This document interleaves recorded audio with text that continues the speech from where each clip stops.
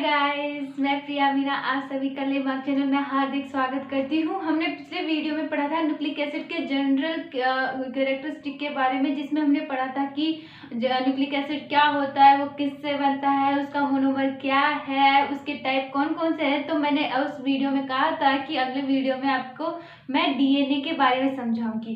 तो अब आज हम क्या पढ़ेंगे, डीएनए के बारे में। डीएनए बहुत ही इंटरेस्टिंग क्या है टॉपिक है, सबको पता होना जाना बहुत ही जरूरी होता है डीएनए के बारे में। तो डीएनए क्या होता है दोस्तों? डीएनए होता है डीऑक्सीराइबोस न्यूक्लिक एसिड। क्या होता है? Deoxyribo nucleic acid. डीएनए की फुल फॉर्म क्या होती है? हम ऐसे हमारे जनरल एवरीडे लाइफ में क्या बोलते हैं कि मतलब उसका डीएनए उसके पापा पे गया है, तो हम डीएनए का नाम लेते हैं, पर हमें उसे डीएनए के बारे में कुछ पता नहीं होता। तो हम आज क्या जानेंगे कि डीएनए क्या होता है, इसकी फुल फॉर्म क्या होती है।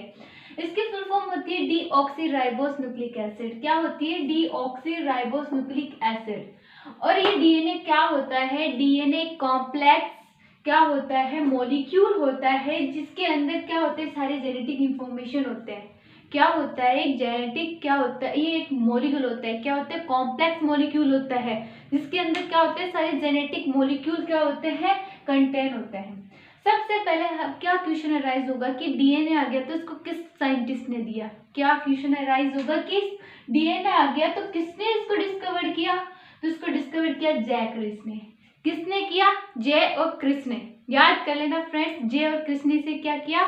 फाउंड किया। अब हम पढ़ते हैं। अब हमने पढ़ा था कि जो न्यूक्लिक एसिड है उसका मोनोमर न्यूक्लियोटाइड होता है। हाँ फ्रेंड्स, हमने पढ़ा था कि क्या पढ़ा था कि जो उसका मोनोमर है वो न्यूक्लियोटाइड होता है। तब ये डीएनए न्यूक्लिक एसिड का क्या है? टाइप सी है। तो क्या होगा कि उसका भी क्या मोनोमर होगा? न्यूक्लियोटाइड होगा। अब हम इसके बारे में पढ़ते हैं कि डीएनए के अंदर न्यूक्लियोटाइड होता है। न्यूक्लियोटाइड के अंदर क्या होता है? हमने उस दिन जाना था कि न्यूक्लियोटाइड किस तीन चीजों से बनता है। एक शुगर से बनता है, एक फॉस्फेट ग्रुप से बनता है, एक नाइट्रोजन बेस से बनता है। किससे बनता है?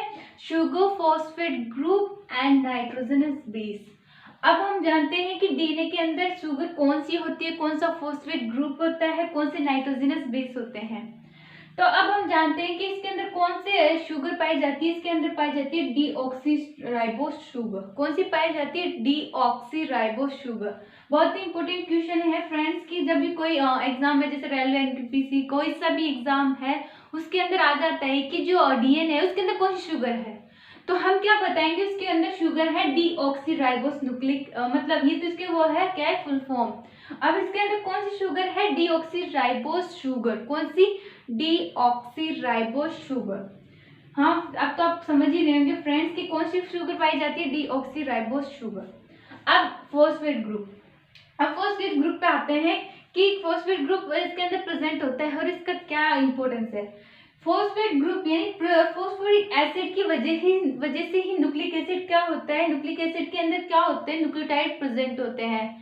मतलब जो ये न्यूक्लियोटाइड क्या होता है, हम अब इसके बारे में सोचते हैं कि हम सुनते हैं, दो अक्षर सुन लेते हैं फ्रेंड्स, न्यूक्लियोटाइड एंड न्यूक्लियोसाइड सुन लेते हैं, हम बहुत कंफ्यूजन हो जाते हैं कि न्यूक्लियोटाइड क्या होता है, न्यूक्लियोसाइड क्या होता है। अब ये टी का और एस का क्या है? दोनों में कंपैरिजन है। अब इतने से आप समझते हैं कि इनके टी और एस में क्या अंतर है। न्यूक्लियोटाइड क्या होता है? जिसके अंदर फॉस्फोरिक एसिड प्रेजेंट होता है उसको न्यूक्लियोटाइड बोलते हैं।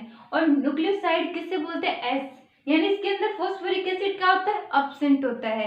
तो क्या होता है फ्रेंड्स? ओनली टी में क्या होता है? इसमें प्रेजेंट होता है और एस में अब्सेंट होता है। तो फ्रेंड्स हम यहाँ क्या याद कर सकते हैं? टी और एस से याद कर सकते हैं कि अब्सेंट एस आ गया और टी लास्ट में प्रेजेंट है तो इसमें हो गया प्रेजेंट।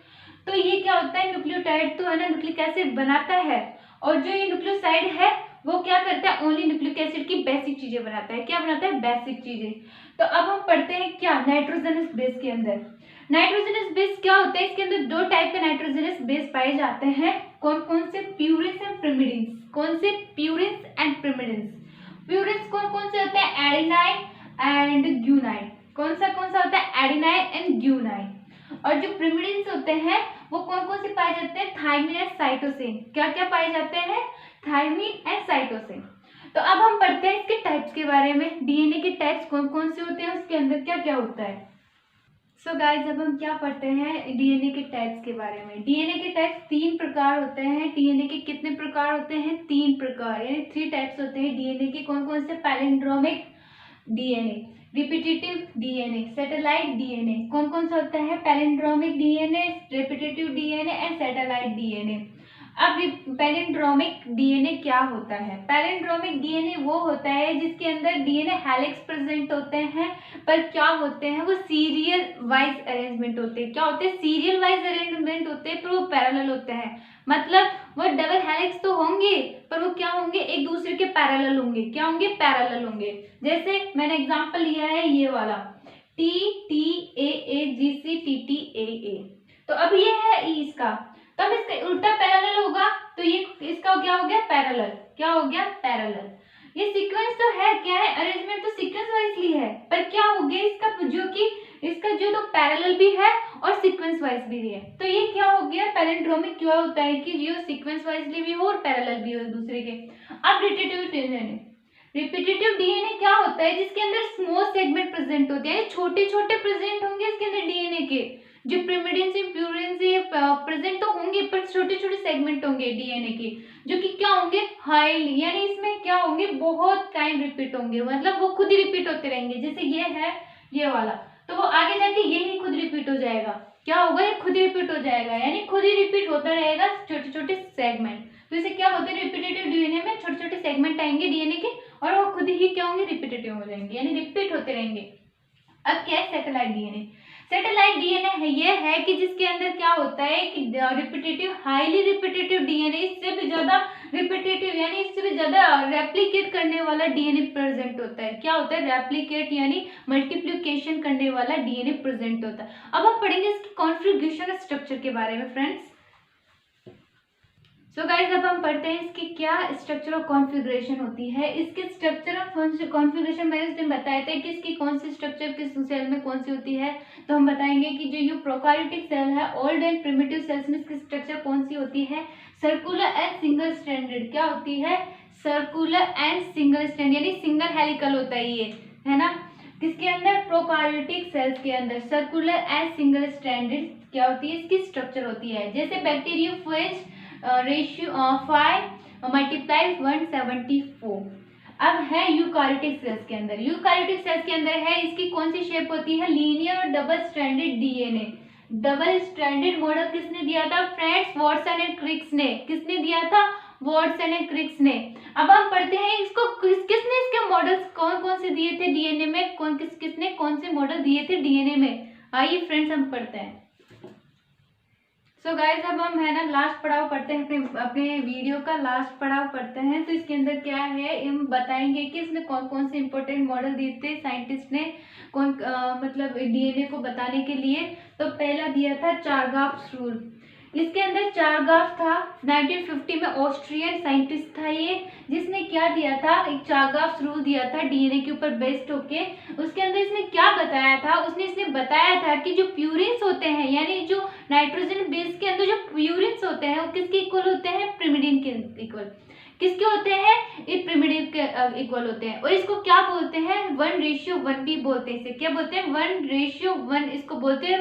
इसे बेस रूल और रेशियो रूल भी बोलते हैं। क्या बोलते हैं? Base rule and ratio rule. अब इस चारगाफ में इसने यही बताया था कि जो प्यूरिन्स है वो किसके इक्वल होंगे? प्रिमिडिन के इक्वल। और इसको base rule and ratio rule बोलते हैं। फ्रेंड्स, कभी भी आ जाए तो बेस रूल किसने दिया था या रेशियो रूल किसने दिया था, तो आप आसानी से बता देंगे कि चारगाफ ने दिया था 1950 के अंदर। अब हम पढ़ेंगे double helical structure of DNA. ये बहुत ही जाना बुझा क्या है? मॉडल है, हमेशा पूछा जाता है। ये ऐसे पूछ लेते हैं कि इसको हेलिकल स्ट्रक्चर किसने दी थी। तो जो डीएनए को हेलिकल स्ट्रक्चर का नाम दिया था double DNA double helical structure दिया था क्रिक्स एंड वॉटसन ने। किसने दिया था? वॉटसन एंड क्रिक्स ने दिया था। कितने में? 1953 में। कितने में? 1953 में। और इसमें क्या बताया था? इन्होंने बताया था कि जो एडेनाइन एंड थाइमिन है, एडेनाइन एंड थाइमिन है, उसके अंदर क्या होते हैं? 2 हाइड्रोजन ग्रुप बॉन्ड होते हैं। कितने होते हैं? 2 हाइड्रोजन बॉन्ड होते हैं। जो साइटोसिन एंड ग्यूनाइन होता है उसके अंदर 3 हाइड्रोजन बॉन्ड होते हैं, जो कि क्या बनाते हैं? चेन बनाते हैं। क्या बनाते हैं? चेन। क्या बनाते हैं, चेन बनाते हैं। और वो क्या होते हैं, जो ये दोनों होते हैं वो क्या होते हैं, एक दूसरे के इक्वल होते हैं। क्या होता है, दोनों के इक्वल होता है, यानी इसमें हम बता नहीं सकते कि इसमें कितने नाइट्रोजनस बेस है, तो हम इसके ऊपर कुछ भी नहीं बता सकते। इसको लिए क्या बोलते हैं, इसे कॉम्प्लीमेंट्री चेन। क्या बोलते हैं, कॉम्प्लीमेंट्री चेन। तो जो क्रिक एंड वॉटसन है यही बताया था इस खुद के मॉडल के अंदर कि ये क्या होते हैं, कॉम्प्लीमेंट्री चेन होते हैं। तो सो आई होप गाइज कि आपको ये वीडियो समझ में आया होगा। अगर समझ में आया तो प्लीज़ इसे लाइक शेयर कमेंट जरूर करें, और अभी तक हमारा चैनल सब्सक्राइब नहीं किया है तो प्लीज़ इसे सब्सक्राइब कर दीजिए और बेल आइकन को भी जरूर दबा दीजिए, क्योंकि आने वाली वीडियो की अपडेट आपके पास आसानी से पहुंच सके। Thank you so much, thanks for watching.